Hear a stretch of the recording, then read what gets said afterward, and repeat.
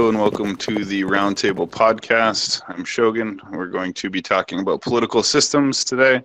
And basically the idea is it's an open discussion roundtable, so we're going to go alphabetically top to bottom. Everybody gets as much time as they want on the mic. You get to give your answer to the question, which is, if you were the ruler of a nation, how would you run that nation? In other words, what political system do you like the best or think is the best and why? Before we get started, we're the Roundtable Discord server. Please find us on Discord by Googling Roundtable Discord or going to Disboard and looking at Conspiracy Theory or Politics section. You'll find us there. You can also find us on all social media and at the roundtablediscordserver.com. Okay, so thank you for joining me, everybody, live audience and recorders. Anna, you're first. How would you run Anna Land? Oh, fuck. Me? Yeah, you're first. It goes alphabetically top to bottom on my screen. would- Actually, it's not alphabetical, but it sometimes turns out that way. Anyways, you're first. I don't know, honestly, because I don't think I'll ever be in that position. But That's if not I what he had asked. to, don't interrupt. But if I had to, Shut up, I would have as much of a free market system as I can without putting people in danger. Like, Oh my people. God. Shut up. No I'm interruptions. muting myself. But without putting people in danger, such as stores using meat that is not safe, stuff like that, and social safety nets to make sure that no one really starves. Make sure you take care of the people. But that's the best that I could possibly come up with. But I'm not political, so. Thank you, Anna. We appreciate that very much. Belushi, you're up. What is your political ideology or system that you think is best? I'd be abstemious, so I abstain to the next person. All right, he's going to pass the mic. Lame. All right, Lawis, do you have a political ideology or system you favor? I like Anna Land. I like what she said. Yeah, but you could give us your own take as well.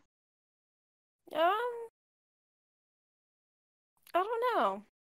I actually think that meat should be banned, especially in light of this coronavirus bullshit. I think that What? Never mind. yeah. I think that we're gonna see more problems like this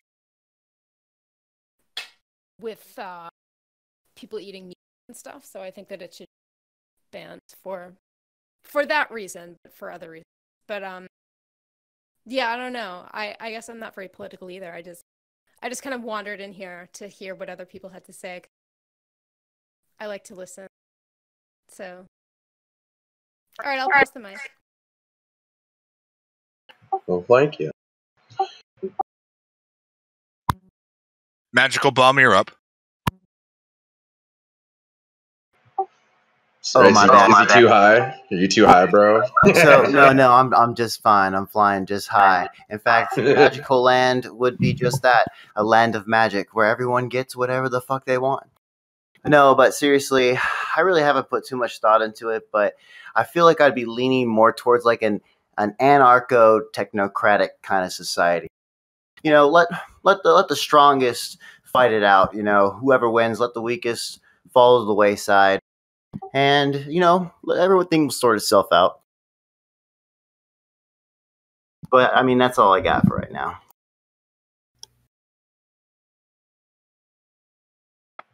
Let it sort itself out. What is there a term for that? Not a fatalist, but like, what is it? Darwinist, I guess.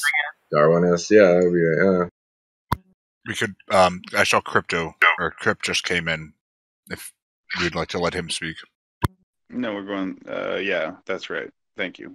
Crypt Keeper, it's your turn on the mic. So we're talking about political systems and ideologies. How do you think nations should be run? What is the proper form of social organization? Shit, that's a good question. Crypt Keeper, yeah, going once. You want to respond? I'm going to pass for now, thanks. Okay, I'll come back to you later. Give you some time to settle in. You were done, Magical Bum? Yep. Oh, yeah. Okay, so Cargo, do you want to tell us what do you think about how would you run Mike Cargo Land? What political system would you use? Mike Cargo, going once. My cargo going twice. We'll come back to my cargo. Normal guy, I know you got a lot to say. Yes, I do. Thank you for the opportunity to share. May I start off by saying I believe the USSR was the closest we got to what communism should be, but my version is still fictional at this point and would need to be fine-tuned. However, I do have some ideals on this. I'd like to start off by saying that presidential term limits would be either 6 or 8 years. I haven't really thought that far ahead. I think international communism is doomed to fail.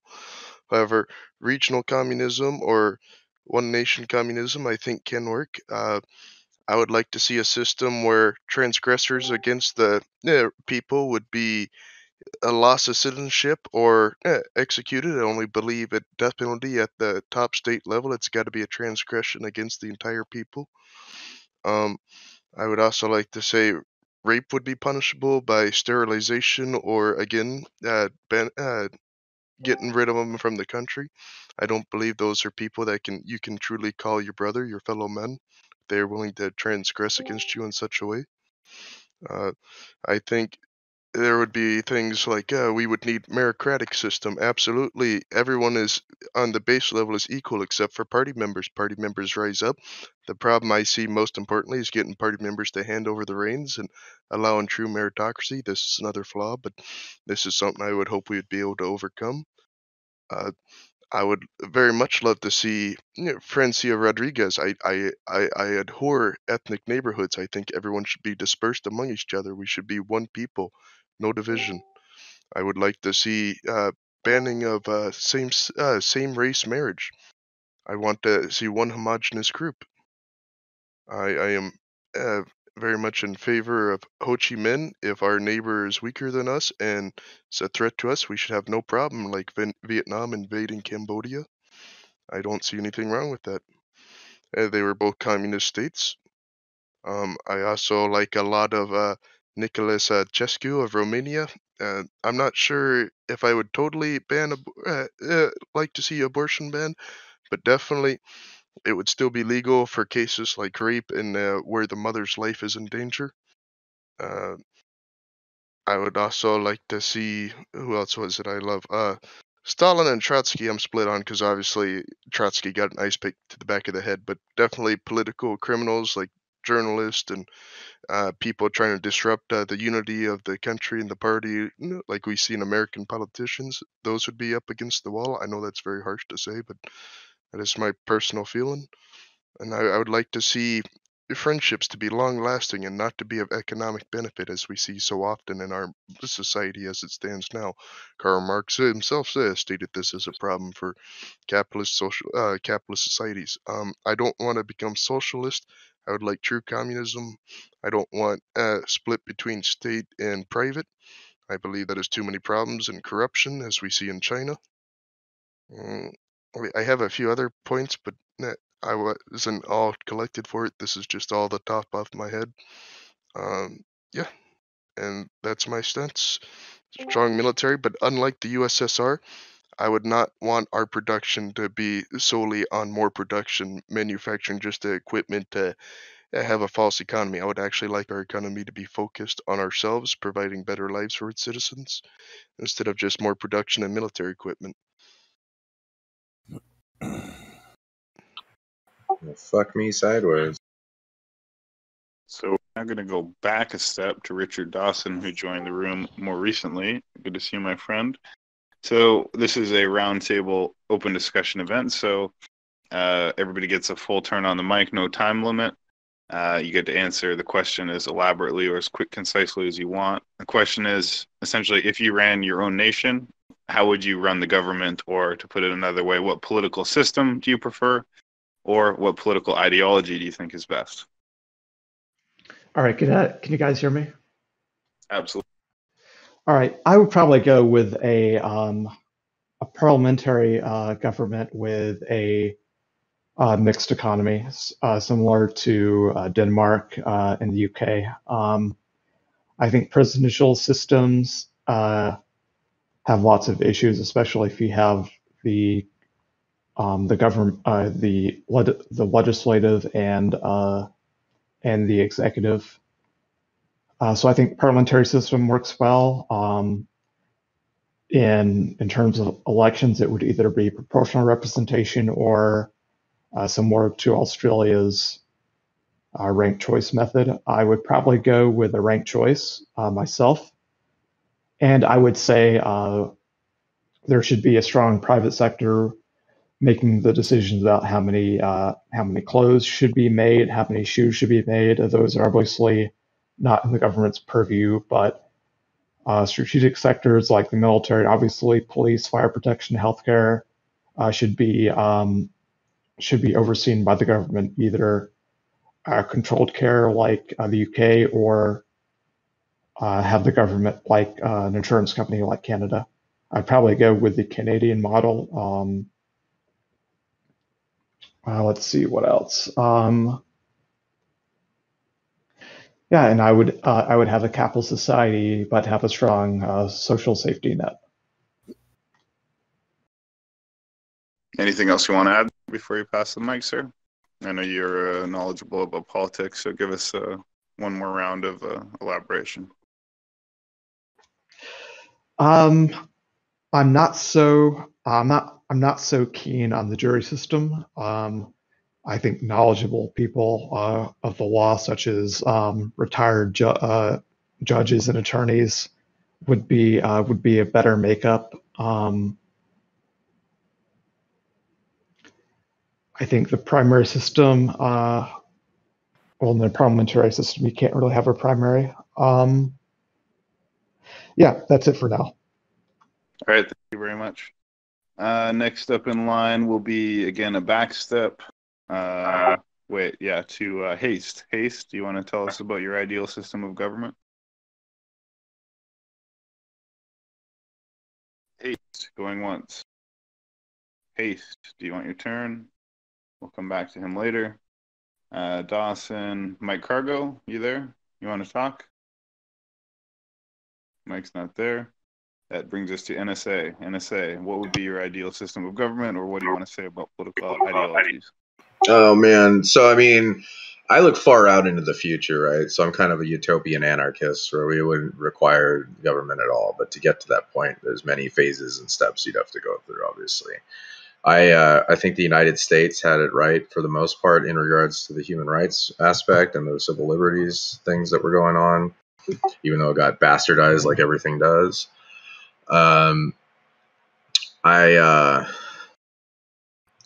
It's kind of hard to explain. So the technocracy, if anybody's familiar with that, was a movement in the 30s before World War II to effectively set up a system of world government that would cater to the world so that they would have a monetary system backed on what was known as energy credits, is how they termed it. So they were going to divvy, and it was basically energy credits and universal basic income via these credits. And so everybody is given these credits out. I don't think that would be the ideal way for me. I think it's an interesting starting point, because I do think UBI at some point should be considered. I think that, I'm not like a super socialist when it comes to it, but I do think, because the way that I view governments, if you take a look at the United States, for example, and their law structure and the left versus right as it evolves over time, the dichotomies change generation after generation. And after, 1910 to 1920 was a different mindset, to 1930 was a different mindset. JFK would be considered very conservative by today's standards, and he was a very big liberal. So things just change, and we can't foresee that. And obviously we couldn't foresee that. We had very, very intelligent people working on these things. So the advent of things like artificial intelligence and the ability that we're going to be able to have to get amounts of data that we need to make proper decisions based on timetables and levels of fairness and things that are going to come out of it. Because intelligence, like as you guys in the intelligence community know, it's about providing actionable intelligence to policymakers. And I see that as something that's fallen apart. We're not providing actionable intelligence to policymakers. The only people that are lobbyists. So the only actionable intelligence hitting these people is, worshiping the god of money. which right now is also, you know, a shit system that we have because it's the imbalance. Like I'm all capitalist when it comes down to it, but the imbalance of money in this world and the way that it's running, because the problem is it's like how I view genetic manipulation. So what's going to happen with genetic manipulation is the rich and elite will be able to manipulate genes first, and it's going to because of their monetary divide. So the rich can get richer type shit. The rich will be able to genetically alter themselves to a point where they're now going to be considered a second kind of human eventually. And that's the same kind of thing with the monetary system. They got so rich now that it's like they're a separate kind of human, and that'll happen genetically next. So there's things that need to happen to prevent this kind of inequality on an overall standpoint. I wouldn't go quite as far as Normal Guy did with his, you know, marry somebody not of your race or anything, but there's some serious schisms in the world right now, and also we need to talk about extraterrestrials. There's a lot of exopolitics going on that nobody wants to even think about because they don't think it's going to be an issue. But it's going to be a huge issue in the coming years, and it has been an issue for the last 70 years for many of the world's governments. And I think it's, I don't know, if we want to get the right minds on it, we're going to have to figure out what we're going to do with it because we're not alone in the universe, and they're watching us too and playing with us too. Anyway, I will pass the mic. Very well done, NSA. Thank you. That was fantastic. OpenEye Project, we're all eager to hear what the legend himself, OpenEye Project. I'm going to try to remember something. Okay. Anyways, I forgot. I'm a space case. But I'm tell here. us, what do you think is the best way to run a government or a country Well, to OpenEye Project? It's gonna have to be like a world government thing, whatever. The problem is we're gonna have to fix a lot of stuff because the Chinese is a slave race. We're gonna have to freaking just say, okay, we're not gonna trade with you until you quit having your people for slaves. And one thing, they have too many people there. I mean, they have to have some kind of birth control or something, because it's really bad over there, man. I mean, but the system would be, and it would stop a lot of people from coming from Mexico too, because Mexico would have the same system where all the people that's living like poor people, you'd have A, B, C. The homeless people, whatever, would get like $2,000 a month, on a credit card or whatever, and it'd pay for all their, expenses of, electricity, food, stuff like that, whatever. And then plan B would be people that work would get the same thing. And that would be an incentive because you could buy a brand new car, you could make extra money. Say if you made $1,000, a month, that would give you $3,000 a month, So, and then plan C would be the same thing for higher income than, minimum wage. They would get something. They would get the same thing, but you'd have to take food stamps away or something, And then plan D would, so on and so on. And that way, all these people from different countries would be able to live in a place comfortable, stress-free, and they won't be coming to America because they would be taken care of by their government. The government would have to be responsible to pay, for these people in free college, free hospital, for all, A, B, C, people, free college, and all that stuff about college going, the college would have to change too because, if you go to be a doctor, you go to, it's like a trade school instead of college. You learn the trade. If you want to be a lawyer, you go over there and learn the trade to be a lawyer, and if you want to take extra classes, you could do that, like in math or whatever, And that way, you know, it just be a better system. You won't have all these homeless people in the parks. You know, a lot of times some people like to go spend time in the park or go to the beach or whatever. And you got all these homeless people asking for money, trying to steal stuff. It's going to stop a lot of crime because of all these people that's on the streets. The reason why they steal from other people or kill to steal stuff is because they're desperate. They're starving to death, but the bad thing is you got this drug problem too, so they would have to deal with that too. So, but you know, I think that's the best way to do it. You know, because Earth probably is the only planet in the universe that has this crazy system of, you know, other systems they have like communism and capitalism's okay. Yeah, we still would have that here. You know, because companies got to make their money, you know, big rich people, you know, they're still going to make their money, you know, and give jobs. See, that's the main thing. The more money they have, the more jobs they could make, you know, stuff like that. So that's pretty much what it would be. All right, that's it. Wait, but the capital, I mean, define your terms by capitalism. Like, to me, capitalism is just the free market. That is, people exchange. So, sorry, hold on, Dr. Weird. I know you just joined, and I'm glad you did. This is a particular kind of event called the roundtable event. So we go from top to bottom. Everyone gets a turn on the mic, one after the other, get as much time as they want. And actually, it's your turn because you just joined in line. So it's now your turn. So you get as much time on the mic as you want. And the question at hand is, what is the best way to run a society? What is the best political ideology? What is the best political system? Or to put it another way, if you were the ruler of a country, how would you run it?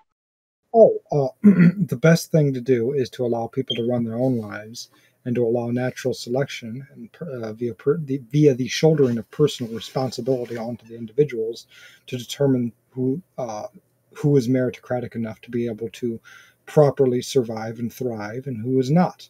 And ultimately, at the end of the day, if somebody is not intelligent or personally responsible enough to be able to manage their own lives, then they should go by the wayside. Natural selection should take care of them. And those that are intelligent enough that they can use freedom of association, of conversion interests and free trade and various other things, they will become wealthy via the meritocracy that is, you know, that is freedom. And like I said, those that are silly and stupid, that will go away. So we need to stop helping the poor. We need to stop, you know, giving out welfare to these people that are too retarded and I said the R word, too stupid, too dull. So basically, just let people. The idea that we can run other people's lives is silly because most people have a difficult time running their own life without a group or culture to give them a relative guidance on what to do.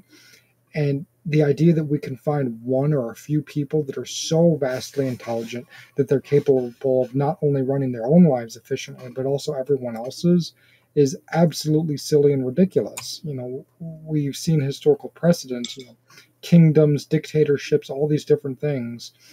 It almost always results in mass genocide, one generation or another, and is horrendously inefficient in terms of its usage of resources for the creation of wealth and prosperity for people and individuals at large.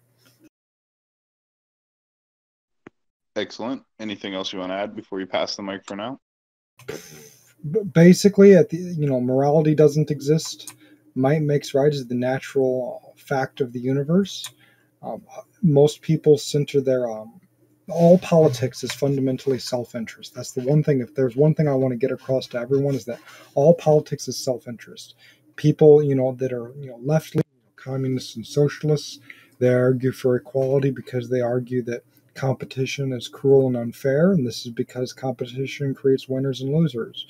But notice how people that argue for that because it just so happens to work in their self-interest. Either they are losers or they're exploiting losers to garner their power and their will to power, to basically cement their power and influence over civilization. Those on the individualist right-leaning perspectives are meritocratic enough to be able to achieve things on their own merit, and those on the right-leaning right-leaning absolutist spectrum work best as a cog in a large bureaucratic machine that filters through merits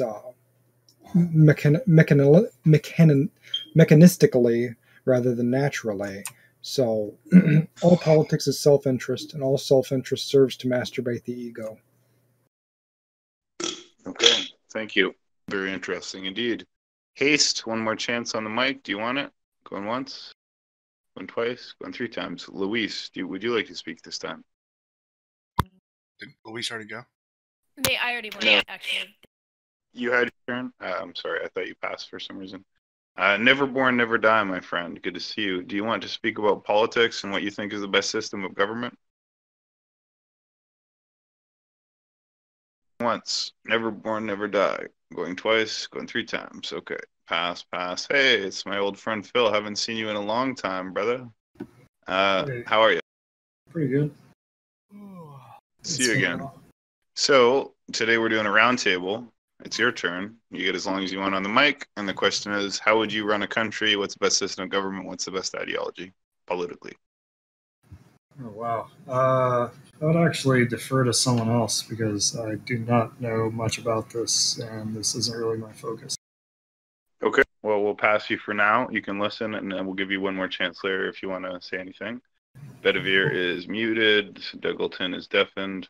Sir Pauly, do you want to say anything about government? Well, the way I see it, we should. I'm a less government type of guy anyway, but the way I see it, go back to the native culture that was unchanged for thousands and thousands of years, until it was fucked with. But it was a way of life. You lived with nature. You know what I mean? You took care of your elderly and all that stuff within the tribe. Took care of the kids. It was an easy way of life. I'm good. That was fucking powerful, Pauly. I think that could not have been any more efficient use of words than that. Well said, and I agree. Surprise, I know you got a lot to say, so say a lot.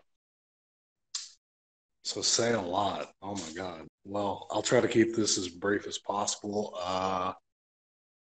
What I would say would be more like a third positionism with American characteristics. Again, I don't really want to go forever on that. So first thing would be rights, especially for negative rights for citizens, would be shored up. So right to free speech, right to own guns, right from unlawful search and seizure, a lot of shit that's been like degraded since the war on terror, shore that shit up. But not in a direct democracy. So you give the people rights, but you don't give them responsibilities. You leave that to their representatives that they elect. So people having rights doesn't mean that everything should be voted on. Streamlined process for Congress, which another person brought up earlier. I think it was Mr. Richard Dawson in a slightly different way. That makes it easier for laws to be passed quicker. There's not this Byzantine system where it takes fucking a year to pass a law. It's like you get it through those committees fucking quick. You get it passed. That way we're kind of on par with parliamentary systems where it's like if the majority agrees with this, this is what's happening. Fuck all else. Greater in-house research capacity for the Congress. Lobbyists pump a lot of money. Money in politics is bad. It's corruption. It's legalized bribing, like every other non-American sees it as. That's what it is.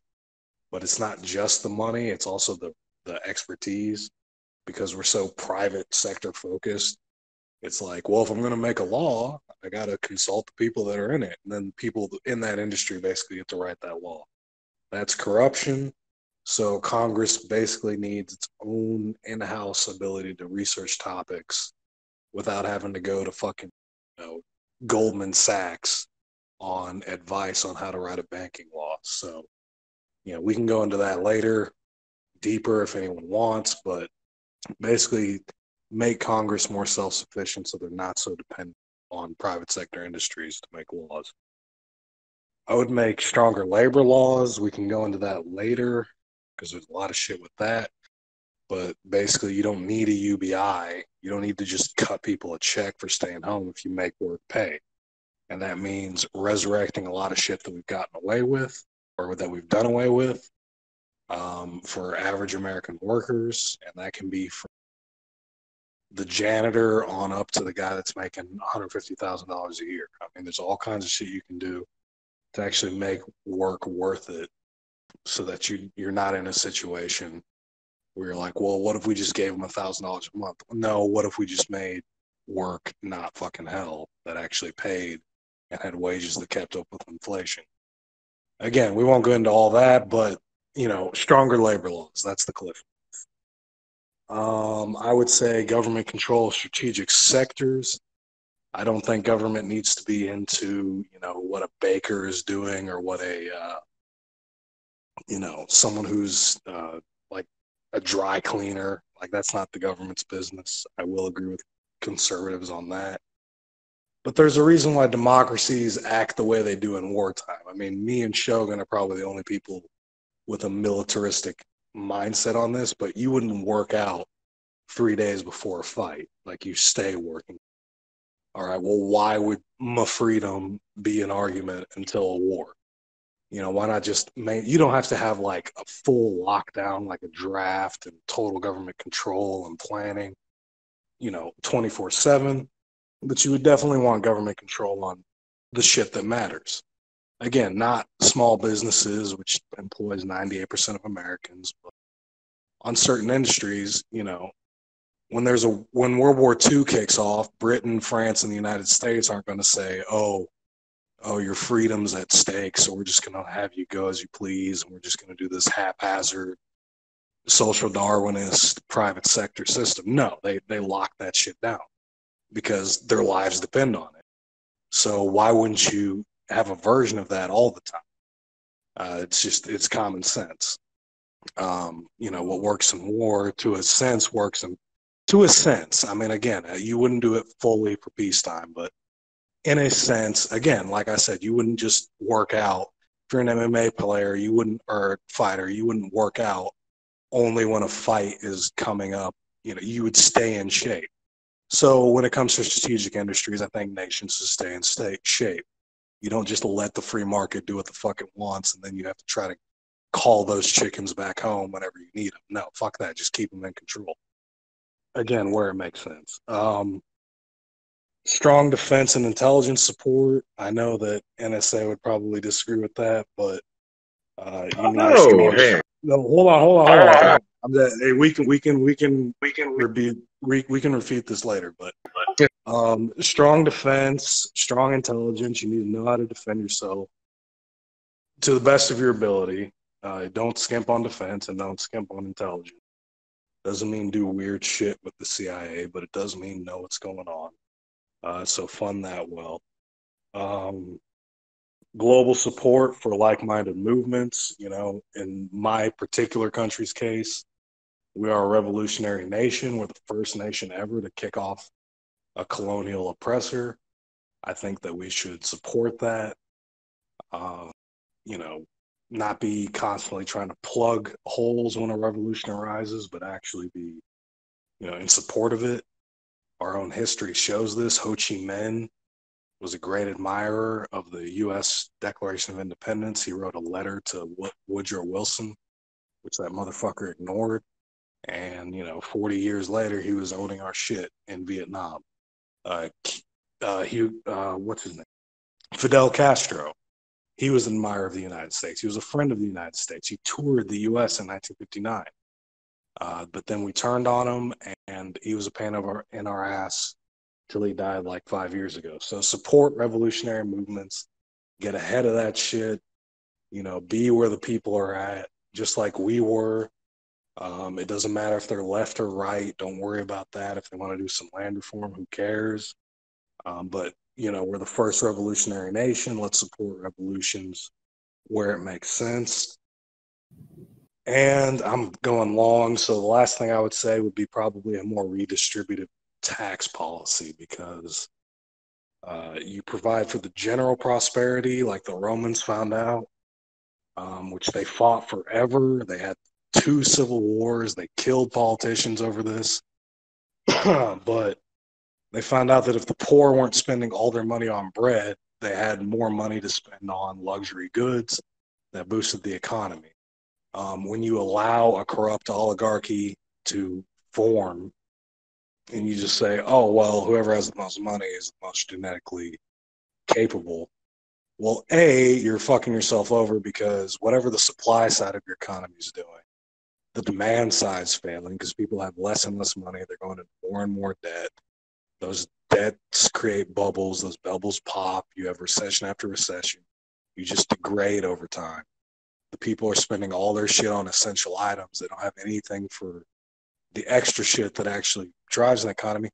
And B, it allows the Reds, essentially, socialists and communists, to step in and say, wow, this is fucked up, isn't it? We have a different way. So if you want to forestall that, like, to pick a historical example, Otto von Bismarck, super conservative. No one would ever consider him a socialist, but he instituted healthcare and universal sick leave because he's like, yeah, if we don't do this, people are going to get fed up with this. And then my enemies, the socialists, are going to come in power because people eventually aren't going to keep up with that or put up with that. So a more redistributive tax policy to keep everything in balance, so that you don't have everything flowing to the top, and then you're in a position where you're trying to tell people to just accept it because, you know, the rich are better than you somehow. But yeah, that's like I said, I would. So that'll be that's the cliff notes. Thank you. Fantastic. So stepping backwards again, new person joined the chat by the name of Aramis. Aramis, welcome to this particular episode of the Round Table. We're talking about political systems, ideologies, and how you would run a government or think a government should be run. Would you like to turn on the mic? No, I'm good to go. I appreciate it. I have some smaller thoughts, but nothing as in depth as what was just shared. Do you want to say anything else? Nope, I'm good. All right, thank you. AZ Infidel, how about you? I just stepped in. I haven't. So all we're doing here is everyone gets to turn on the mic. You get as much time as you want. You say as much as you want. The question is, how would you run a government if you were in charge? What's the best system of government? And what do you think is the best political system or political ideology? Well, I think the Constitution that we have here in the States is perfect if it hadn't been altered by erroneous Supreme Court decisions and politicians. So what we need to do is find a way to. What we need to do is find a way to restore it the way it was initially meant to be. As far as Marxism goes, you know, we can go back in history and look at the reason why things occurred, but I think Marxism in general has enough of a track record to justify shooting every Marxist on sight. In Minecraft, because we don't advocate for violence, but thank you. Okay, I get your point. So, moving on, we are to Sir Dougleton. Sir Dougleton, you know the question by now. So, how do I want to start this? I believe the best form of government is monarchy. I'm a Christian, so my government system is the kingdom of heaven, where my king is Jesus, and the Bible is the Constitution. So I believe all forms of government and laws and morals should be derived from the Bible. So when it says XYZ, we're held to that standard. Like, I believe people are responsible for the words they speak, the actions that they do, and the thoughts they have. And it's not like, even if you do something good, like work in a children's hospital, but have evil thoughts in your heart where you think about murdering the kids all day, you're still guilty of murder, like even though you haven't done it and you spent your life doing XYZ in the children's hospital. It's not good to have one or the other. It's all must be aligned, and you're held to an incredibly high standard. I believe things like murder and gossip are the same degree of evil, and that the sentence for any crime, any sin, is death. That with the understanding and the realization that the person who is subject to the death sentence will not turn away from being wicked. I believe God has set the standard for good and evil because he created heaven and earth. With the monarchy, I'm not sure how markets would work, but understanding like what a good monarchy is, a king is a servant to his people, and his job as monarch is to see the elevation of his people in every aspect of their lives. So a president is trying to figure out how he's going to run a country, but a king is a proper king would think, how do I manage the land I have to feed the people that are in? How do I allocate the resources to build housing? Kind of, you could call it socialism or communism, but it's more, I think it's more appropriate to think of as a family, and how the king, who is a father to his nation, is trying to provide for the people he's responsible for. In that as well, I believe the idea of God and accountability to God, like not just a God, but the biblical God, would help further this, because he would have to understand that one, he's placed there by God, so he has a responsibility in order to, he has to give an account for what he did with God's created people. So he, and fun fact, I believe that's one of the things that saved us from nuclear war. I think JFK made a remark, or somebody made a remark, that they didn't want to nuke the world because they knew they had to give an account to God, and they didn't want to stand before God in the judgment seat. It's like, oh well, we blew it up. So just things like that. I think every governing system eventually fails from turning away from a God-based moral system, and I think, I don't know how well that stands to historical scrutiny, but like from what I understand about each empire and the turmoil that goes into it, I believe that stands as true. How do I want to wrap this up? Obviously, military is important, but like I guess a biblical account would tell you that an angel killed 183,000 people in one night. So, and Israel itself fought against immeasurable odds against being outnumbered completely and killing giants that are 150 foot tall. And then there's a story of Abraham who like got 300 people and overthrew 5 kingdoms.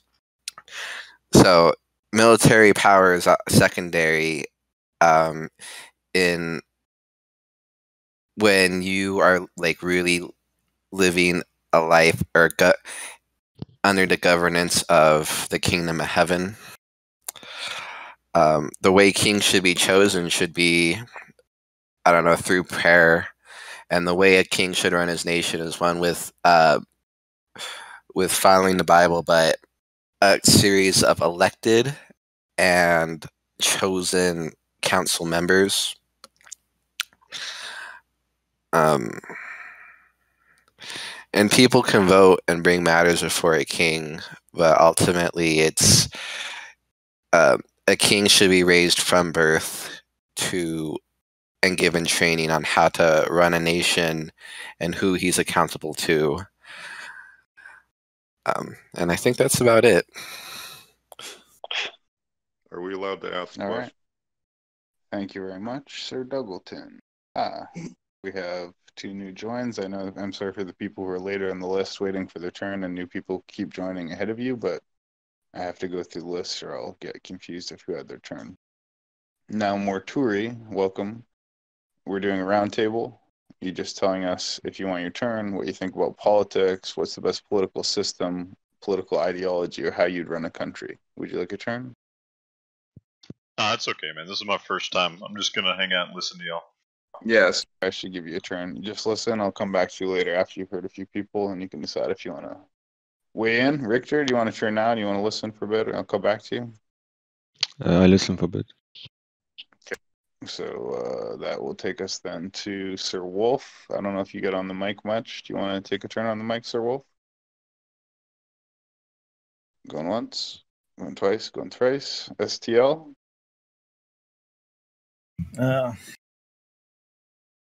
Oh, no hesitation. I can run a nation from incarceration. 30 years is what I'm facing. Give me 7 C's and 11 G's. I can make enough cheese to bring Wall Street to its knees. That's all I have. Damn, some Chael Sonnen level shit. Well done, son. Love it. That was pretty good. Go Scientists. You know the question. Give us your answer. I would start number 1. I would eliminate all lobbyists from government. I would outlaw it immediately. I would abolish the Federal Reserve. I would abolish the IRS. I would reestablish a monetization of infrastructure like we should be doing according to our own monetization laws.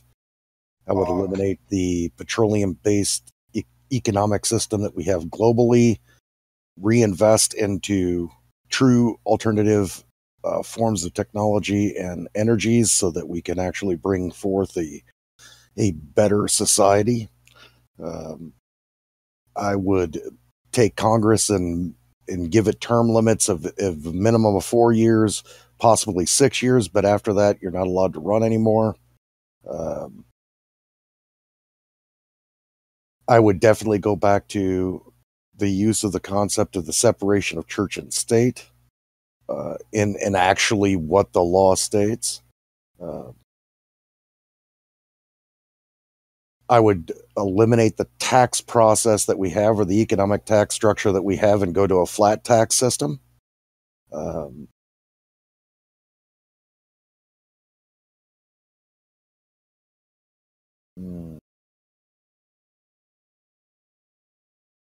There's a lot of things that need to be changed. One of the things that I always thought that was a great idea that has come up in the past is the concept of at the age of 18 that if you're an able-bodied citizen, you should have to serve 2 years inside of military services, and then by doing so, you would gain a 4-year college degree free of charge.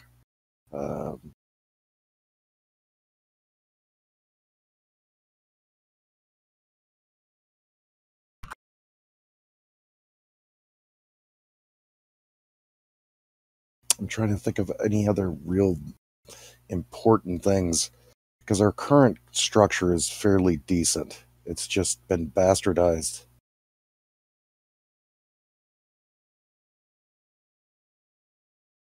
I think that pretty much covers the gambit.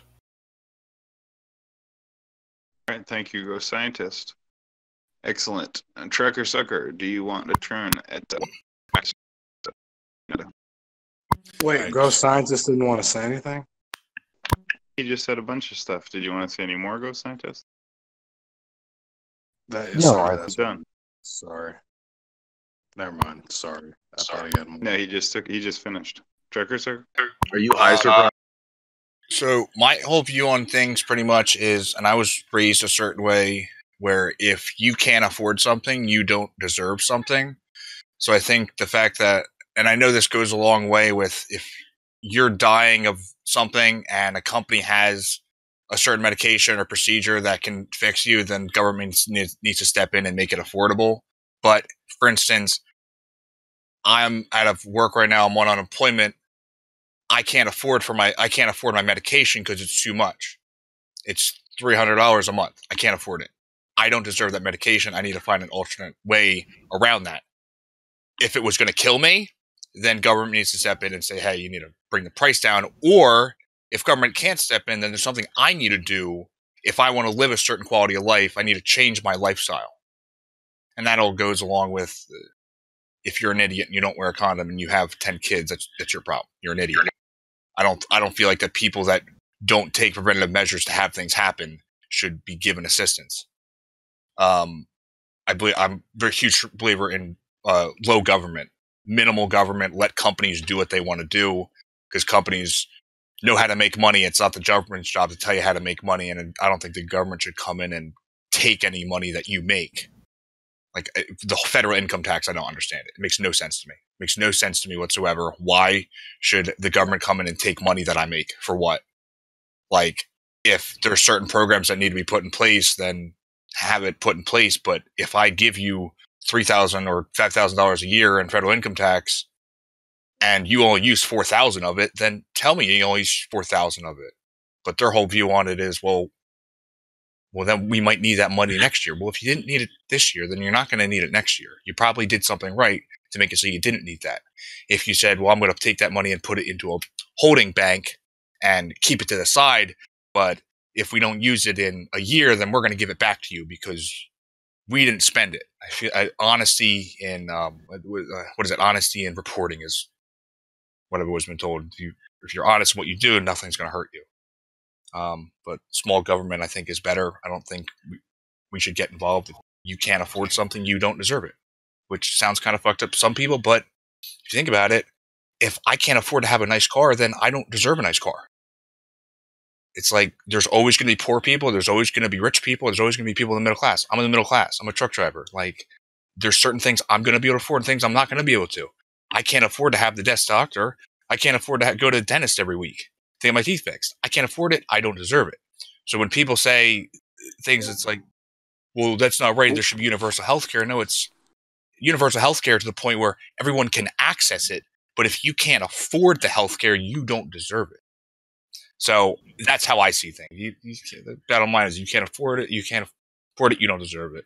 That's how I see things. And I don't think government should get involved in people's personal lives unless it threatens their life. And if there's something so expensive that's millions of dollars and you can't afford it, you don't deserve it, and you're going to die. And that sucks. And that's just natural selection. That's how the world works. And that's all I have to say. I'll pass the mic to the next person. So the next person is going to be back to Terra Lily. Would you like a turn? Oh, sorry, I just Lily came going in. once. I know I'm just hearing about this this conversation. I just came in. Oh, you just came in. Okay, we'll come back to you. So all we're doing is we're talking about politics, political ideology, political systems, and how you would run the country. You can listen. I'll come back to you. Same for the other people who've joined. We'll come back to you. Richter, you've been listening for a while. Do you want to go now? No, I'm good, bro. On Richter. I mean, I could take a little crack at it. All right, hold on. Let's see. That takes us Morturi. You want to go? No, you already asked you, right? Islamic Space Program. right. Okay, Islamic Space Program. Remember, this is a recorded event. Don't get us flagged on fucking YouTube by screaming a bunch of crazy shit. All right. Remember, this is like human level discussion. But you can have a turn, but don't get my video fucked. Well, in that case, I just trust Fauci. Come on, you can give us some stuff, but tell us what you think about the government. How should it be run? Politics, political ideologies, etc. I called this out 3 weeks ago. There's a breakdown. I was in Austin, Texas. I was there to visit and to work South by Southwest. They canceled South by Southwest a day after a lawsuit was issued for a couple from Broward County in Florida who were stuck on one of the Carnival cruise lines for 2 weeks, and they sued Carnival for multi-million dollars or whatever it is. And then the next day, South by Southwest shut down. They were one of the early ones. Now, at the time, the NCAA tournament had just decided not to have people in the stands. They were still going to play the game. So South by Southwest was an early thing. And then I said, well, of course, they had somebody, their insurance company called and said, we can't insure the event. Now, I asked the question, why can't the insurance company insure? Because the data was wild. So 1 week later, the CDC said between 200,000 and 1.2 million people are going to die in the United States from COVID. Well, that's a huge range. In fact, that's unacceptable if you're a business person, because you can't provision, you can't purchase, you can't buy inventory to sell for next season with a range that wide. In fact, it's a range so wide, you're going to have to get more specific than that. But the scientists, the medical people, smugly at the top of their ivory tower said, that's not how data works. So what does the insurance company do? What do the risk assayers do? Knowing that there are cutthroat lawyers that are guaranteed to sue South by Southwest if anybody gets COVID-19. They're gonna, even if they get it, they're going to get sued, much less die. I mean, that's a wrap. You might as well cancel all events. So you've got a division. You've got the medical community has a huge range. The medical community at the time, and I can verify this in a bipartisan fashion, was in the United States, were saying that this is a bad virus, this is a bad flu, and then you've got the public perception. Say what? Yeah, don't worry about it. I'm muted. And then you've got the public perception, which is like, well, if it's a bad flu, why did they cancel South by Southwest? Why did they cancel NCAA? And now the whole public is reading what everybody here on Discord has been reading about, welding people into apartment blocks in Wuhan and all this crazy shit that happened in December and January. So now the public perception of the virus is total fear. The scientists can't give us a clear vision. The risk assessors have to take the worst case scenario, the 1.2 million, and the public, they multiply that by 4 just because they don't know what the hell's going on. So now you've got a rift to where politicians have to manage not the science, but the public perception. They have to manage fear. And then you've got all of these broken institutions, like, in my opinion, the Fourth Estate is completely corrupt. And then you've got all these other people that are just sowing fear. So I think that they'll look back on this a fucking 100 years from now, and they'll say that this was a systemic breakdown. It wasn't a break. It was, and the virus may be bad, but the response to the virus is going to kill more people than the virus ever will. It was a systemic breakdown. It was a breakdown of our public institutions, our insurance companies, our lawyers, our risk assessors, our politicians, the general public, inflamed by partisan perhaps, or just ignorant, fear-mongering Fourth Estate people in journalism, to where it was a systemic breakdown. Or it's the worst fucking virus ever seen, and that's it. Now, I'm bringing it back to politics. What are you going to do when you have a systemic breakdown like that? Because the answer can't be next time, and there will be a next time, maybe 2 years from now. These things seem to come in every 2 years or 4 years. What are you going to do? Do I now, because I got in a shouting match with somebody who should know about this stuff in the medical field. And I said, you fucking people should not be in charge this much. You can't tell the world to shut down, because it's guaranteed Great Depression, and the Great Depression guarantees a nuclear war or a third world war. So, how is public policy's relationship to science? Because it's no longer an art. The scientists, they don't talk about the art anymore, because they can't take the risk, because they can't be wrong, and they give ranges so wide that public policy people can't respond, and now we're in this fucking shithole. So, I don't know. Who am I going to blame?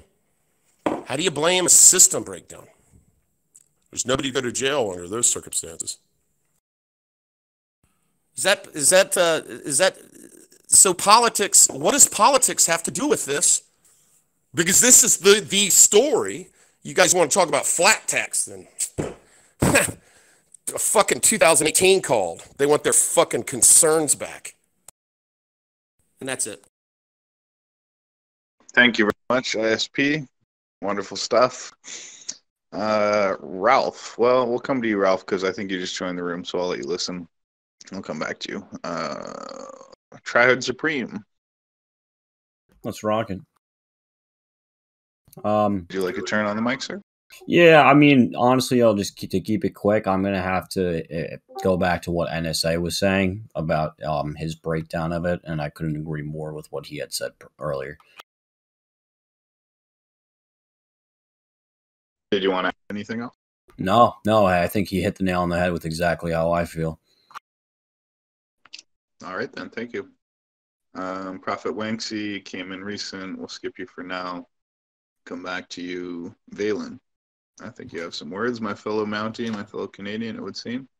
Yeah, sure. If it was up to me, I'd have the best way to explain it would be like a Roman Senate type system where we would elect people like above the president.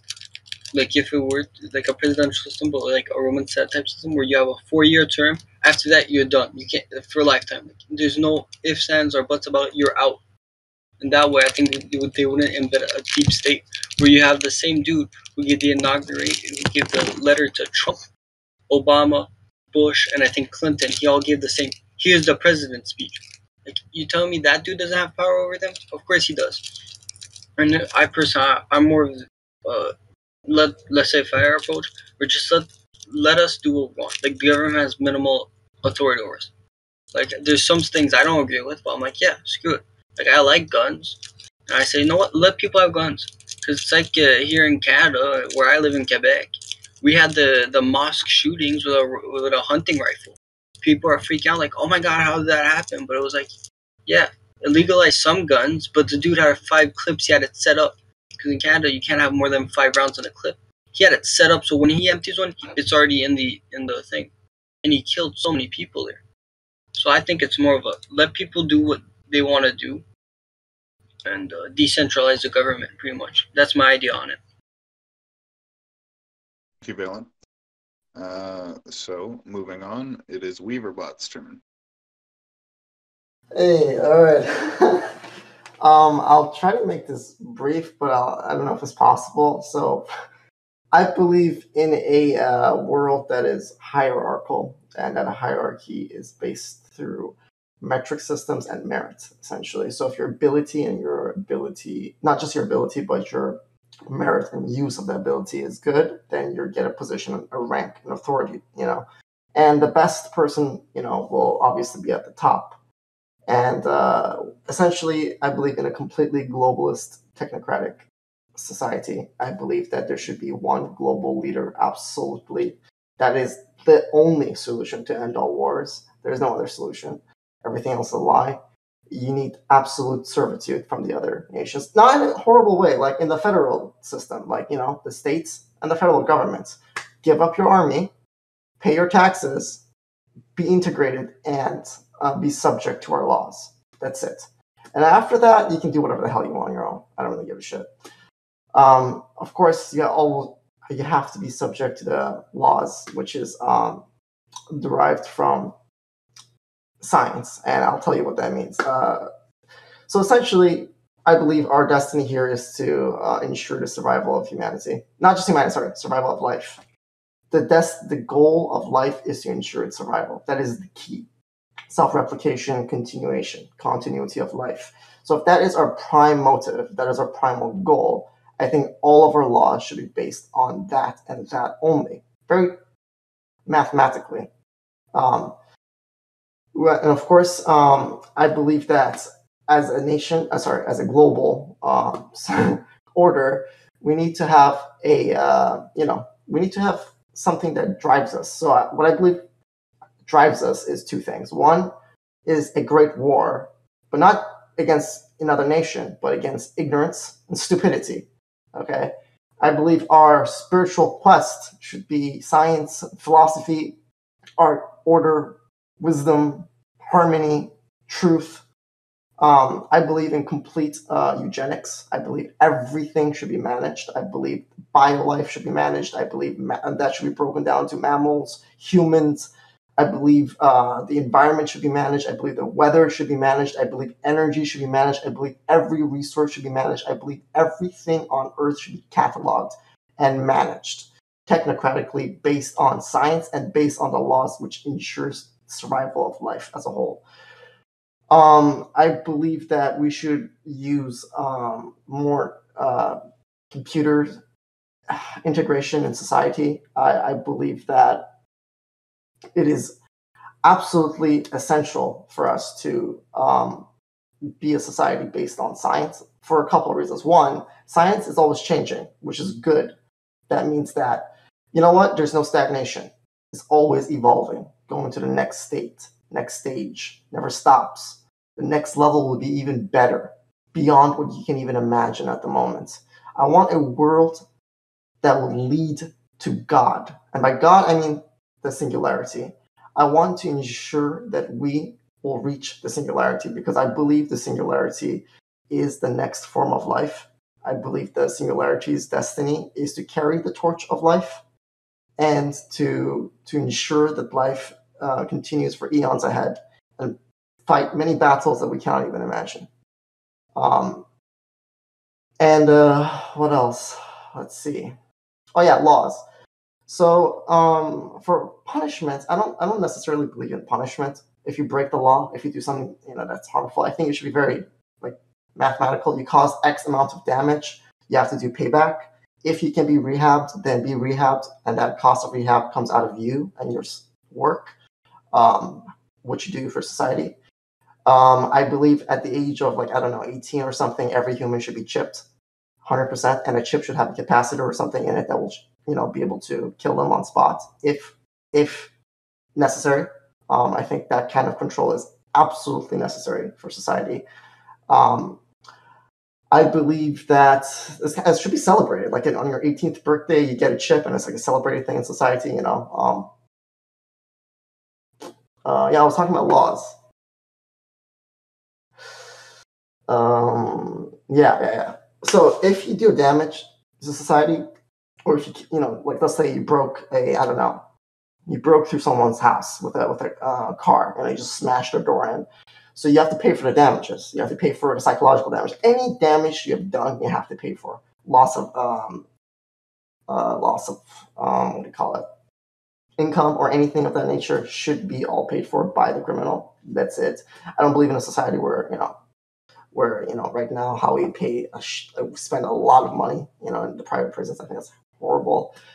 I think detention is necessary only and only if it's not possible for rehab or during rehab, until they become human again. I do believe in using techniques such as electroshock therapy, not exactly, but in newer versions of it for criminals. I think we should reprogram the brain if we can save them. If we can't, then I do believe we should do the best thing, which is eliminate them because they're no use to society anymore.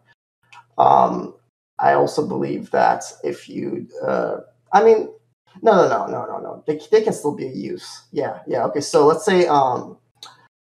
say you kill someone, then I think the punishment should be permanent servitude in a gulag, and all the money and work you do will go to the family of the victim, something like that, and society and all the damage you did for the rest of your life.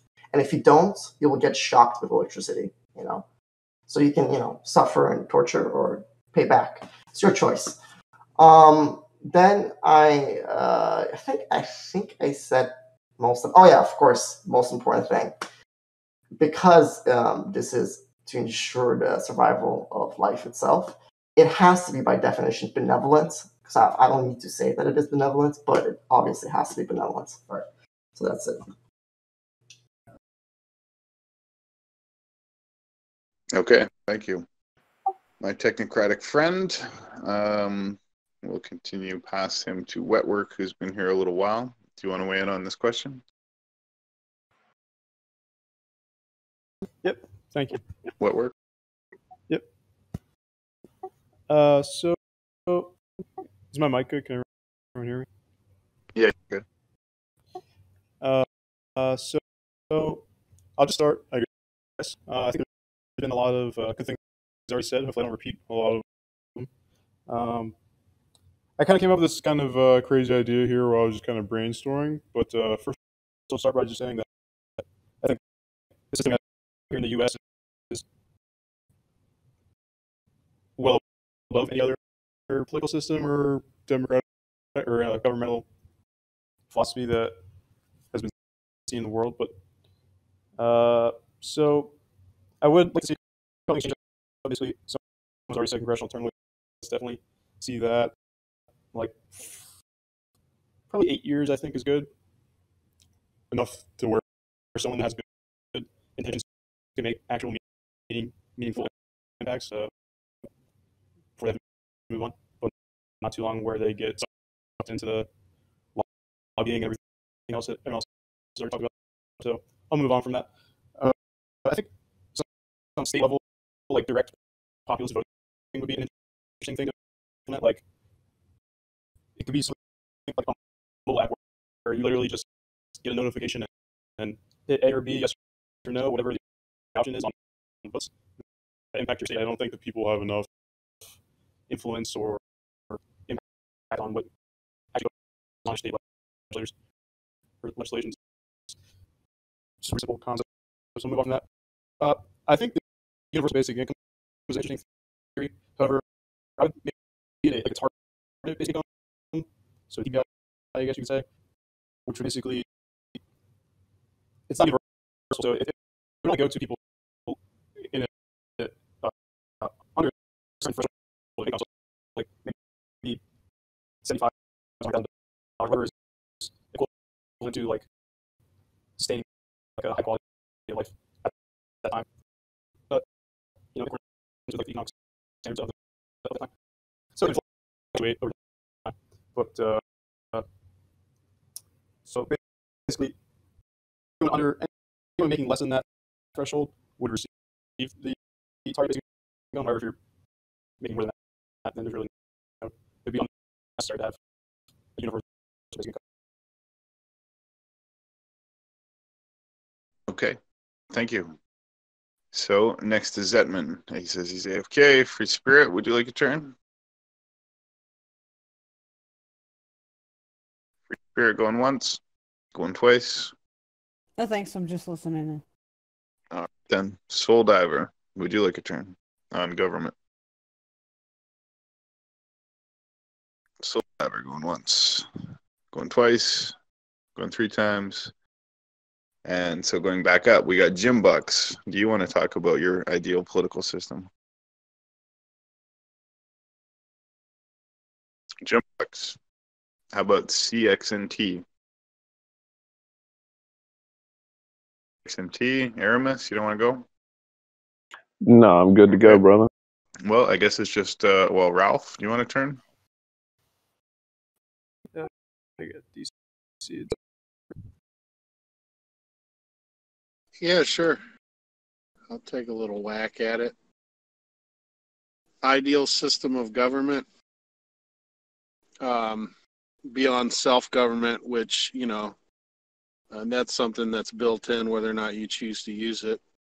But I would love to see tribal governments that allow for things to be dealt with on a case-by-case basis. And, you know, there's basically not a whole lot set in stone. And if people, you know, if somebody doesn't like the way their local tribal government is run, then they can, you know, take their tent and go pitch it somewhere else, and maybe go pitch it somewhere where their entire tribal government is just their family, if that's what makes them happy. But of course, I realize that's not super realistic given the nature of the world we live in today, at least going in that direction. You know, I tend to favor, I kind of look at government as salt. And so the way that, you know, if you don't put any salt on your food at all, then your food is going to be bland and it's not going to taste very good.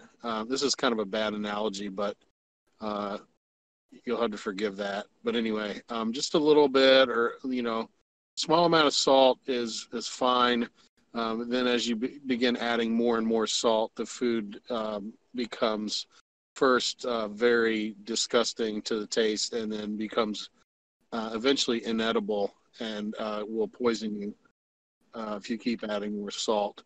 So, my basis for this, basically, I feel like the basic structure of a democratic republic is pretty close to ideal for large masses of people. What the founding fathers of America were trying to get at in the beginning, I think, in principle, is shooting for the right mark.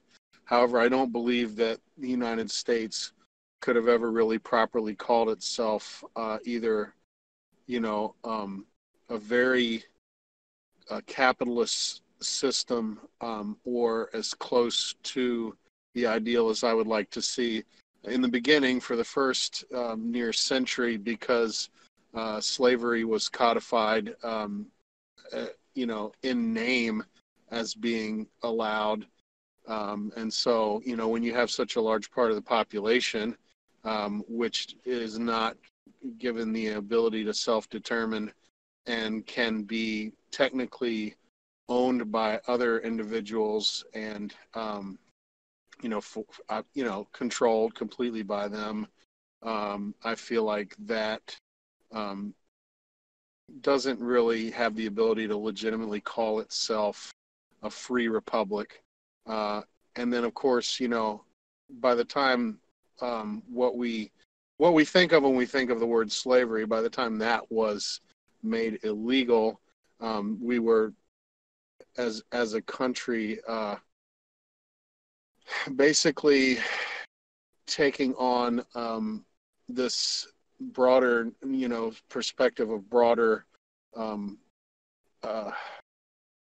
acceptance of centralized control and things like income taxes and inflationary currency, which, in my opinion, they constitute slavery, even if most people don't define them as slavery, since the fruits of your labor are not yours to choose to do with as you wish when you are being forced to pay an income tax, since part of the time you're actually working for another entity besides entities that you choose to work for, and also through the inflation mechanic, since the value of the purchasing power of what you're earning is being diminished over the long term in a progressive way. So yeah, basically the United States is one of the closest. I wouldn't say it's the closest. I can't offer any examples offhand right now. There are some things that other countries have done better since their formation constitutionally. Constitutionally, democratic republic has the most potential to be ideal if you don't have slavery in the forms that we have as a country since we started. But just real quick, I will say that my basic opposition to authority having control over any aspect of our lives, being it economic or behavior wise, as little control as possible, with certain rights that are obviously take violence in order to stop the free exercise of, and do not by their nature interfere with the similar rights of others, like freedom of speech and freedom to worship as you choose, freedom to put into your body what you choose, assuming that you're an adult, freedom to educate, your children however you choose, and not be forced under any mandate. And the people who are the civil authorities are prevented from interfering with those types of free choices, not because I think that no one will ever make bad choices, but simply because I believe that people are flawed, and the worst way to prevent abuse is to give the opportunity for power to people because they're flawed. So in other words, people don't grow angel wings the moment they swear into being in office. And so no one person or set of people should be allowed to make decisions about how people should behave or how they should or should not spend their money or live their lives for any other set of people. And so, corporations are usually the first thing that comes up, or businesses, abuses that they commit. And I believe the answer to those kind of abuses are watchdogs on top of watchdogs. And I use like Underwriters Laboratories. I love to use this as an example because, people will say, well, if you don't have government regulations, then you're going to have all this abuse. And I'm all for regulation. I just don't think it should come from the government itself. I think that that privately agreed to contracts, such as those exhibited by underwriters and other similar companies, providing services for the community and for businesses by placing their seal of approval on products that they have tested thoroughly for liability reasons, for safety reasons. Businesses pay a lot of money to groups like that to have their products approved as safe in order to satisfy their liability requirements. And I believe that when corporations or businesses or individuals, either through negligence or intentionally, poison water supplies or damage what are shared properties that cannot be, it's not no one person or group of people, specifically, any subset could own a water supply or a river that is so wide-reaching. So, if you poison something like that, then you have to pay restitution and pay to have it fixed. Any damage that was caused, you have to pay to fix it. And you also, that's the kind of thing when you damage other people's property or you threaten them, that's where penalties come in. I think that they should only exist when there is a victim that can be named, or set of victims. And basically any crime that doesn't have a definable victim should not be a crime. And so, so the government is basically there to settle contract disputes. You can't commit fraud. You can't commercially lie. You can't take credit for an idea that was not yours, but you can use any idea you want and make all the money you want off of that idea. And, this is as free as I can imagine. And I do believe that the most possible freedom is the answer. And, any problems that we're supposed to be afraid of that will arise from allowing people to have freedom and only stepping in. This dude's gonna talk forever. Who took my permissions away? Damn it! I feel like there are answers to those questions. He's that are good deafened? answers. Hold on, calm down. One last note. Having the government regulate opens the door for corporations to have the rules written in their favor. You see that it is being done now, and it has been done progressively more up until this point. Regulations end up being written to benefit larger corporations. What happened? What's going on? And this guy's deafened. He's in the. Stop interrupting, STL. He is deafened. I don't know why. Oh, I'm sorry. Did I accidentally mute myself? You accidentally deafened yourself, but it's okay. You're still talking. It's fine.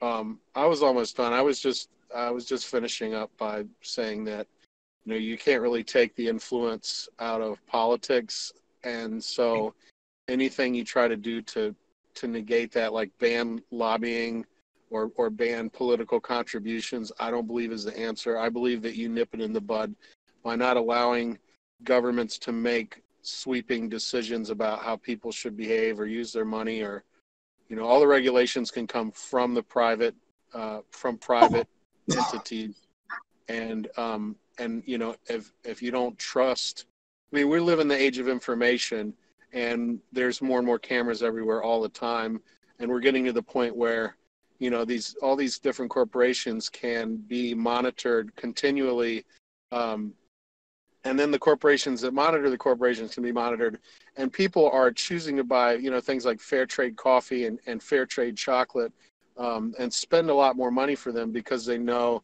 that little child slaves aren't having to be forced to make them on the other side of the planet. So there's no reason why we have to have the government, and obviously it's failed us because it hasn't done so, step in and say, well, you have to buy chocolate that isn't made by slaves. Well, if they haven't done it by 2020 and your Hershey bar is still made by little slaves on the other side of the planet, I don't have a whole lot of hope for that system. So let's let people choose and open the doors for that. Sorry, I'll go ahead and shut up now. This is the ideology. You can't reply yet, Sir Press. No, this isn't like a normal open debate. It goes one at a time. So everyone only really gets one turn. So it's a little different. But are we still on turns? Yeah. I'm still going through the list, and not everybody has spoken yet. So it's not like this is a roundtable format, which means we go through the list from top to bottom. Everyone gets a no time limit turn on the mic, and then when we've gone through everybody, we're done. So because it's already been pretty long, so there's no like back and forth on these ones. No, it's okay. It's different than our usual events, so you didn't know. Yeah. That being said. Yeah, my bad. Or whatever, no big deal. Lars, did you want to turn? So the question is, Lars, if you didn't hear, what do you think is the best political system, the best way to govern a country? How would you rule if you were in charge of a nation? What's the best political ideology?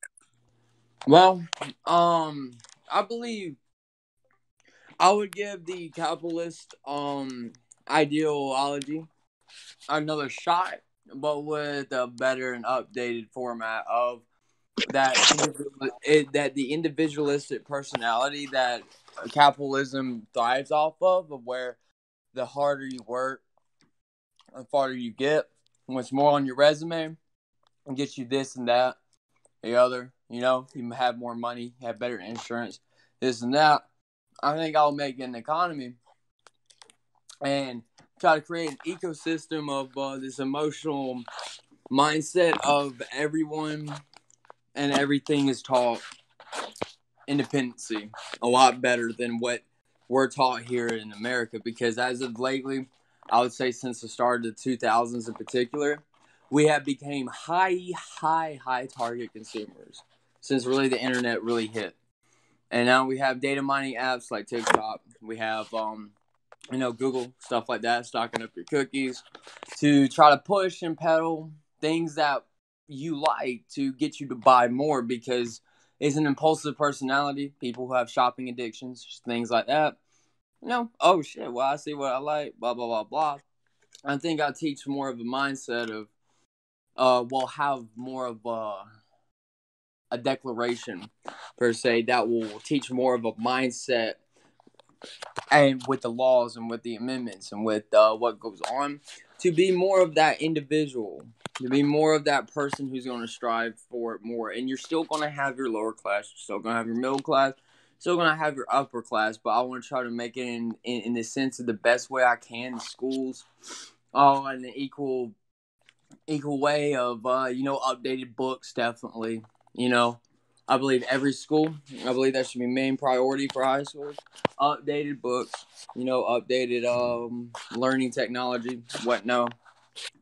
I also believe that if my society is going to have, I'm not going to keep people from wanting to become transsexuals, but they will learn the full and 100%, and I will not allow media to be able to push their opinionated format of the transsexual way of, if you feel like that you're going to want to change your sex, go ahead, go for it, because there's so much that goes along with it.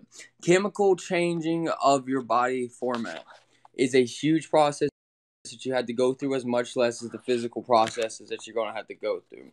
And I believe that if before you're able to go through it, you're going to have to kind of like how with the U.S. citizenship, go through, learn everything that you want to learn about it, learn that there is such thing as a image, what's it called? Image distortion disorders. Things like that that could possibly be the reason why you feel that way, because there are people who have it's completely changed over, still look at themselves in the mirror and still hate themselves because they weren't assessed right.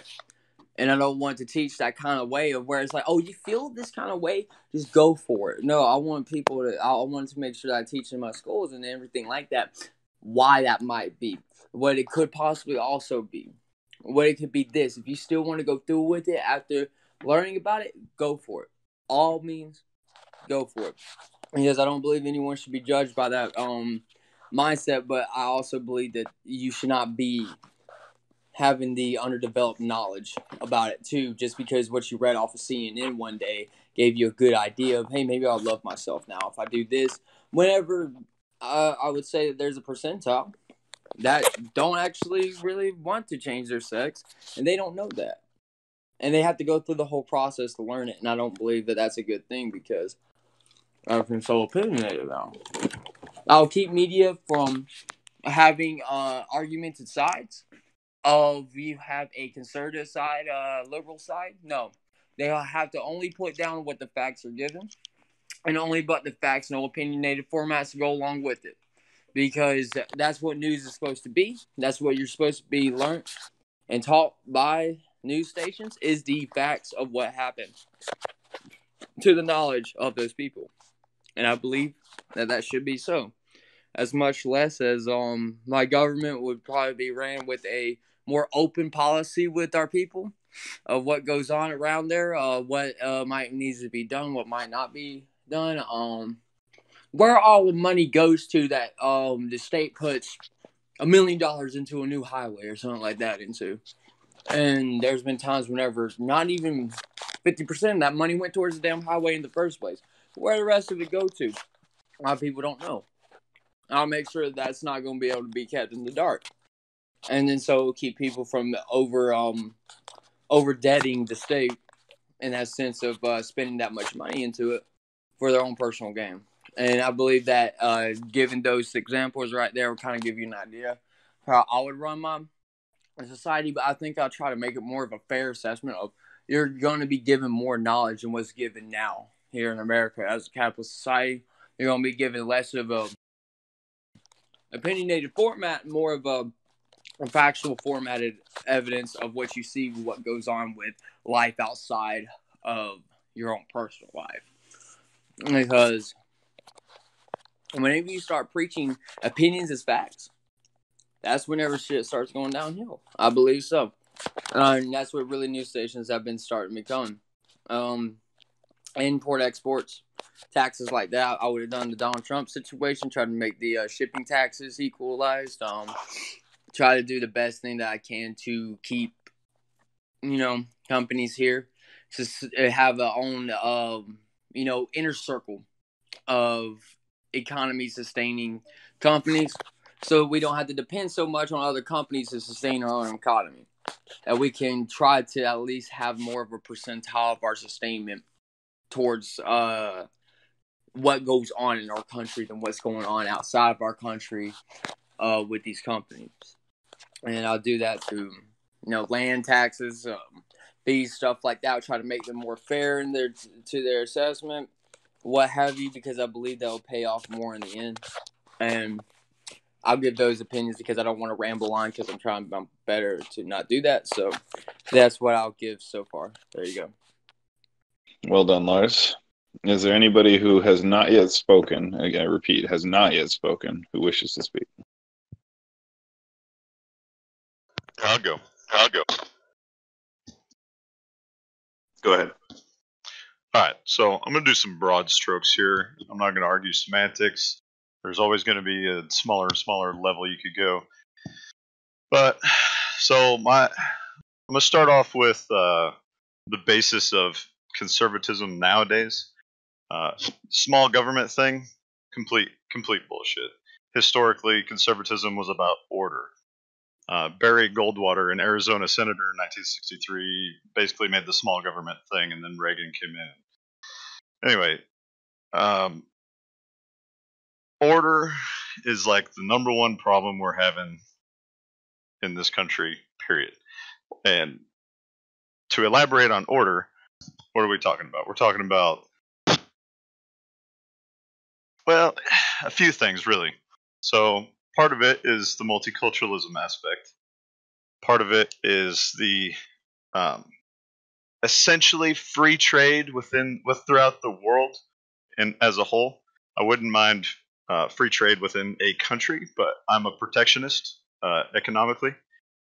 I believe that we need to protect our workers and our people and basically have vertical integration throughout our entire economy.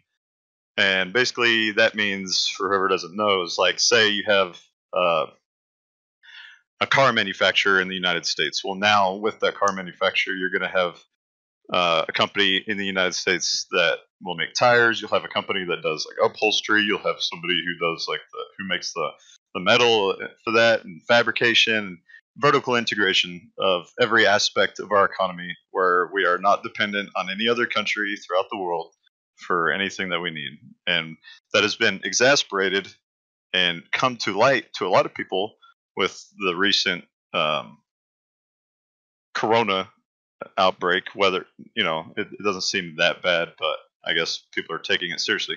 Anyway, so that's kind of the economy side of it. I'm not really going to speak too much more on the economy. I'm more cultural. I have problems culturally. The economy we can argue about all day, and it doesn't really matter as much, I think. But culturally, so what my ideal situation would be, we break the United States up into a division of essentially most likely 4 countries. And within those 4 countries, they would each have their own government, and they would essentially be ethno-states. And the Fed would not be abolished; they would be shrunk in size, and they would essentially be what the European Union was supposed to be. But there would be, all sorts of regulation that they couldn't grow in size. They would basically just be for like military power and stuff like that. Things that affect the entire continent, essentially. And then within my state, my ethno-state, it would basically be not so much. I haven't really decided so much on whether it's not really a monarchy, but definitely not a straight democracy either. And the whole republic thing, not too huge of a fan on that. I really haven't made up my mind on that too much. Basically, what I'm most worried about and care the most about is the rampant degeneracy that's going on in our culture as a whole. And a big part of that is the multiculturalism. A big part of that is the sway that the media has, and a different group of people that I won't mention has on everything we do in our lives. Whether it be banking, media, internet, the giant corporations, all that kind of stuff. So I would have anti-degeneracy laws, and when you hear anti-degeneracy laws, I'm not talking like shock therapy or put people to death. Most likely just extradite people out of the country if it's like something that they can't control, give them chances and stuff like that. But other than that, probably some sort of heavy fine, but definitely control the degeneracy. I'm also somebody who subscribes to the human biological diversity and divergent microevolution scene, I guess. And so there are people that are definitely way more qualified for a job than others, right? Or to run something. There's people that are supposed to be, that are geniuses essentially, but they can't really function in society as a whole. And there would always be like a place for different biological diversity within a homogenous group.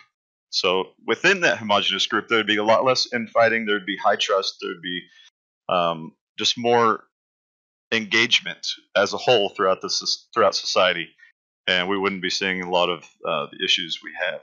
And with human biological diversity in mind, I haven't really thought it all the way through yet, but maybe some sort of like testing for a group of people that, like, maybe as children, and then groom them to be leaders, like a ruling class essentially, and they would essentially make definitely be a group. It wouldn't be one person. They would essentially make all your decisions. There would not be oversight, but then there would also be, protections. Like, we'd have guns and we'd be able to overthrow leaders and stuff like that, and they'd be put to death if they were doing stuff that was antithetical to the nation's existence or the people's will. You know what I mean? So that would give them some semblance of, respect towards the people. But that's about it. I'm not going to really go into too many semantics. All right, thank you very much. So this will be the last call, and then I'll have the last word, and then we'll be finished with another excellent podcast. I think this was a great one. Really appreciated everything everyone said so far. A lot I agree with. Anyone else want a chance here who hasn't gone yet before I'm done? Hi. So I think anarchy would be the best system, but not like the one that they display on media, like the chaos. But it would be a system where there's no masters and there's no slaves. People would work for, they'll work for money. But the money will be based off Bitcoin and stuff. And there'll be more freedom. In the system, the golden rule of not harming anyone will be the key, and people would enforce their own safety. So donations will be collected for like roads and stuff.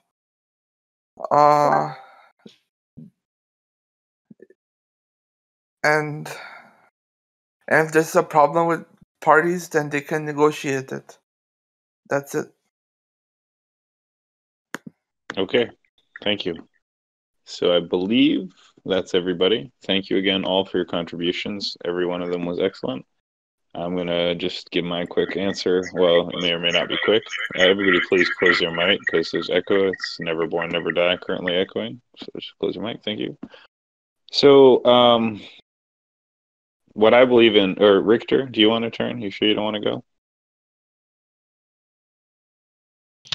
Yeah, bro. I'm good. All right. I'm good. Okay. All right. Actually, I have something. If it's okay, I would like to share something. Well, you had your turn already, I think. So Okay, that's fair. unfortunately, I'll the way share. this particular event goes is it just goes turn by turn. There's no passing it back and forth. It just goes once around the circle. So, so it's my turn then. Everyone else had a turn. I believe in a benevolent government, right? So benevolent means good intentioned. Obviously, any government that doesn't have good intentions, not going to work out. But if you have a government that does have good intentions, the question becomes how functional are they at operationalizing or actualizing their good intentions? So therefore, you need a government that is both benevolent with good intentions and competent, able to achieve those good intentions effectively. So if you have a benevolent and efficient government, that is the best of all possible conditions, then that government should have total power, because something that is both benevolent and efficient should have total power in order to benevolently and efficiently enact its good intentions. So essentially what we need is good people with good skills doing good things with the authority and power to do so. So like Machina, I believe in a meritocratic authoritarian hierarchy system in which those who have a combination of being on the vertical axis of competence and also being on the vertical axis of benevolence, meaning they're both good morally, and also competent intellectually and in all other ways, strong, tall, fast, whatever, and just good and competent. That's what we need. And if anyone's ever read the book Ender's Game, the first one of my favorite books, basically the concept is there's an alien species that is at war with humanity. And so humanity is in an existential struggle for its own survival. Now, how does the human species solve this problem? They realize that the only way to solve this problem is by harnessing the most powerful of all known resources, which is human intelligence and human capability. There's nothing that is as powerful as humans. So therefore, the number one priority of military and government should be the creation of a special educational system, right? And the purpose of it would be to identify at the earliest possible age, by which I would actually mean before infancy, preferably like before even fertilization. It would be a eugenic program. I mean, not eugenic, but it would be operated towards making the healthiest, smartest, strongest, tallest possible people. Didn't mean to say eugenic, but it would make people better genetically. And then you would have those people essentially raised from birth for specific roles. And I'm going to be the most sci-fi probably in my answer here, but it's a thought experiment. So essentially, you would choose the most genetically fit individuals. And again, this is not a racial thing in any way, shape, or form. It would have to do with things like IQ, height, resistance to disease, reproductive health, etc., mental health. The most stable, healthy, fit, and always individuals would be raised from birth, right? And then you would begin a process of meritocratic hierarchical testing, where at every stage you would test. So with infants, you would put your finger in their hands, and the babies that know how to close their hand around your finger earlier than the other ones, well, then they're already setting themselves apart right from infancy. You look for the earliest ability to trace a flashlight left and right with their eyes, the earliest ability to recognize a face, the earliest ability to smile. And you continuously sort these people. And it doesn't mean that the ones who are sorted lower don't have a function. They'll suit the function to which they're suited. But at the end of the day, you'll have a series of meritocratic, competitive, hierarchical, competitive testings, right? It'd be a combination of tests and competitions, which would allow the best to rise through sheer merit. By the way, these people would be a special caste, right? They'd be an administrative caste of genetically engineered superhumans who were trained and educated from birth for special administrative roles. They would have no last names and no families, neither progeny nor ancestors of which they knew ever. And they would never have bank accounts or property of their own. However, they would have bank accounts and property ascertained to them by the state in accordance with their success in the hierarchical testing process, so that those who rose higher up would indeed receive more material stuff and money from the state. They could have girlfriends and wives, etc.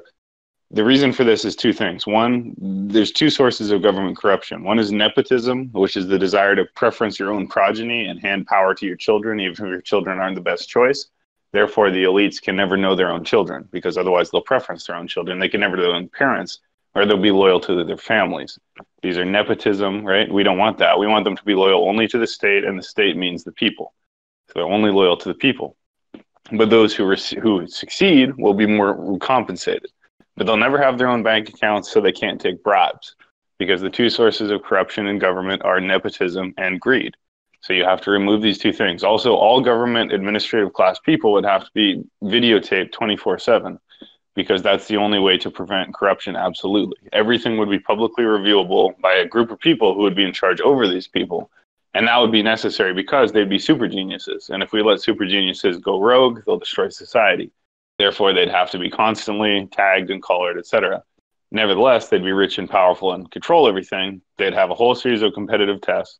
The tests would sort them into both their aptitudes and their merit, and then they'd be established into administrative positions. So those who showed the best aptitude at agricultural science would be the agricultural minister, medical science, minister of health, military science, minister of defense, administrative science, minister of politics, social engineering, minister of social engineering, whatever. And then for each different role, you have the most competent, the most capable, raised from birth, best for the role. They don't serve themselves. They can't. They live in a communal infrastructure. It'd be a huge institution monitored by the government. They'd be luxurious, but essentially a gilded cage. And they would be people who had to sacrifice the freedom that the rest of us have so that we could have a perfect government. And why? Because, as Mackinac has said, An army of lions led by a donkey fails against an army of donkeys led by a lion. So in other words, the only way to succeed at solving our existential challenges is to establish the best possible government. And obviously only those who are the most good and the most intelligent and competent can have the most power. So the higher you're competent, the higher authority, the higher the power you need to carry out that authority. So at the end of the day, we need to have psychologists, ethicists, scientists, geneticists, etc., who create the greatest curriculum of education the world has ever known, select the greatest geniuses the world have ever known, put them in the greatest system of competition and testing the world has ever known, and then give them all the power the world has ever known. And if that works out, we will then use Neuralink technology and transhumanism and gene editing to create absolute superhumans who can interface with an AI. But their job will be to develop the AI, because only the superhuman meritocratic caste would be possibly capable of even approaching the challenge of interacting with a transhuman AI. So if we want to have any continued relevance, we need to create superhumans. Otherwise, we'll just get replaced by machines. And I would rather we use superhumans and interface with machines to create superhuman machine humans. That would be cool. So that's my answer. I hope you didn't lag there. I also agree we have to draw a strong line in the sand against degeneracy. There's a moral limit to what is acceptable behavior. There is not moral relativism. I believe in moral absolutism. Benevolence is compassion, which is good. Malevolence is sadism, which is evil. If you intend to hurt people or cause pain, or you take pleasure in pain, you're evil. If you want to make people feel better and take pleasure in other people being happy, you are good. Morality is not fucking relativistic or subjective. It's absolutist and simple. If you kick a puppy, you're a dickhead. If you feed a puppy, you're nice. Don't pretend you're stupid. And the law should enforce this kind of morality. So that's my opinion. But thank you, everybody, for participating in this roundtable. I really appreciated it. This was a good one. And if you guys are not yet joined, please follow us on all social media, Reddit, Instagram, Facebook, Twitter. Check out our YouTube channel. Look for us on Podcast Addict and Podbean. Join the Roundtable Discord server. Just Google it. Thanks very much, everybody. We'll do this again tomorrow, same time, same place. If you want to jump to the other rooms for free discussion, we will go into the after hours party, and I'll see you up there.